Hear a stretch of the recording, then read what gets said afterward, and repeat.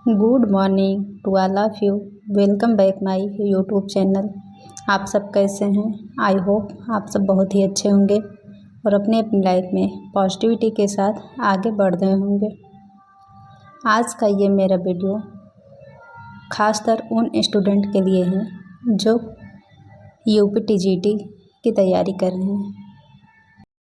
UP TGT 2022 की vacancy जिसका कि फॉर्म अप्लाई हो गया है और एग्ज़ाम डेट अभी प्रस्तावित है।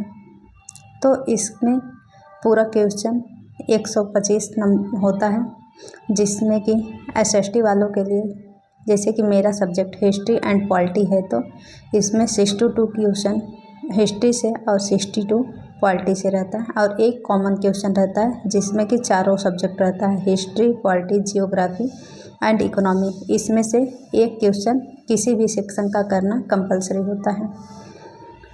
और अब मैं बात करती हूँ हिस्ट्री में। हिस्ट्री में तीनों पोर्शन से क्वेश्चन बनता है, प्राचीन इतिहास, मध्यकालीन इतिहास और आधुनिक इतिहास। टीजीटी में वर्ल्ड हिस्ट्री का सेक्शन नहीं होता है और इन्हीं तीनों पोर्शन से 62 क्वेश्चन बनते हैं, जिसमें कि हर सेक्शन का लगभग वेटेज समान ही रहता है।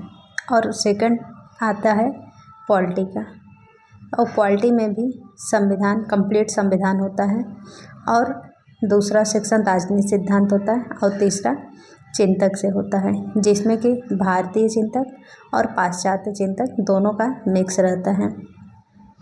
इस एग्ज़ाम में संविधान का वेटेज थोड़ा कम रहता है, लेकिन राजनीतिक सिद्धांत और जो चिंतक से रिलेटेड क्वेश्चन रहते हैं उससे क्वेश्चन ज़्यादातर रहता है और पूरा 62 क्वेश्चन इससे भी रहता है।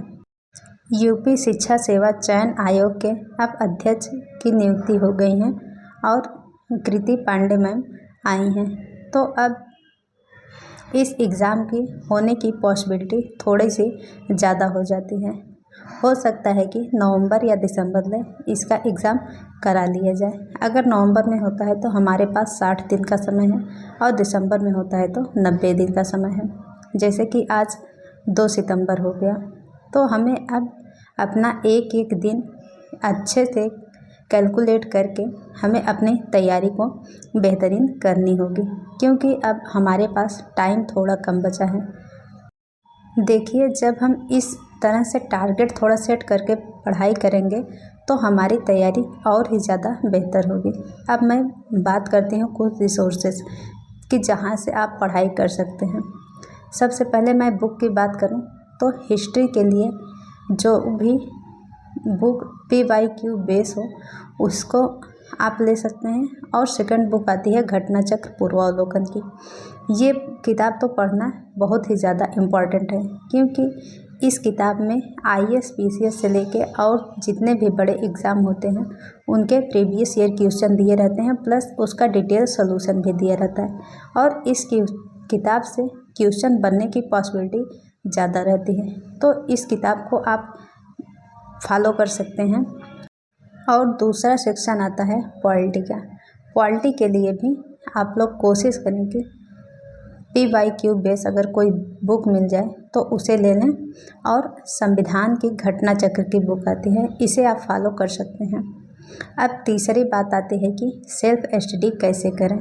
सेल्फ स्टडी के लिए एक दिन का ये टारगेट होना चाहिए कि कम से कम 6 घंटे, और अगर और टाइम मिल जाए तो 8 घंटे की पढ़ाई तो होनी ही चाहिए, जिसमें कि 4 घंटे थियरी के लिए आप रख सकते हैं और 2 घंटे MCQ के लिए, क्योंकि किसी भी एग्ज़ाम की तैयारी करने के लिए सेल्फ स्टडी सबसे ज़्यादा ज़रूरी होती है। और शुरुआत में आप जब MCQ सॉल्व करें तो कोशिश करें कि टॉपिक वाइज MCQ से शुरुआत करें। इससे क्या है कि एक एक टॉपिक जब हम पढ़ते हैं और उसका MCQ सॉल्व करते हैं तो वो एक बेहतरीन तैयारी होती है, क्योंकि थियरी कितना भी पढ़ लें और जब उसका MCQ लगाते हैं तो एक आइडिया रहता है कि हमारा ये टॉपिक कितने अच्छे से कवर हो पाया है और कौन सा पॉइंट छूटा है। और इस टाइम में सबसे ज़्यादा ज़रूरी है कि क्या करें, और उससे भी ज़्यादा ज़रूरी है कि क्या ना करें। देखिए, अगर आप किसी भी ऑनलाइन या ऑफलाइन बैच से स्टडी करते हैं तो इस टाइम आपको ये ध्यान देना है कि जितना टाइम क्लास में देना है उतना ही टाइम अगर हो सके तो सेल्फ स्टडी के लिए भी देना चाहिए, क्योंकि हम चाहे जितना बढ़िया बैच परचेस कर लें, लेकिन जब तक हम चीज़ें अपने से नहीं पढ़ते तब तक वो अच्छे से कंप्लीट नहीं होती। अगर आपको चीज़ें अच्छे से किताब पढ़ने से समझ में आ जाएं तो आप ये कोशिश करें कि इस टाइम बैच के चक्कर में ना पढ़ें, क्योंकि टाइम बहुत कम है और सिलेबस बहुत ब्रॉड है।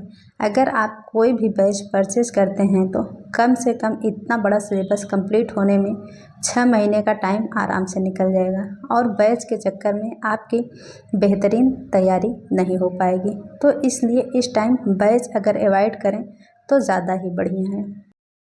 और अगर आप बैच परचेज भी किए हैं, पढ़ रहे हैं, तो अपने सब्जेक्ट से रिलेटेड कोई भी एक साइड बुक से पूरा टॉपिक जितना भी आपके सिलेबस में मेंशन है उसे कंप्लीट करने की कोशिश ज़रूर करें।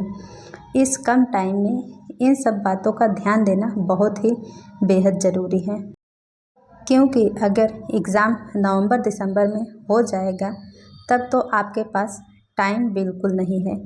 तो एक बार पूरा सिलेबस कवर रहेगा तो थोड़ा सा माइंड रिलैक्स रहेगा।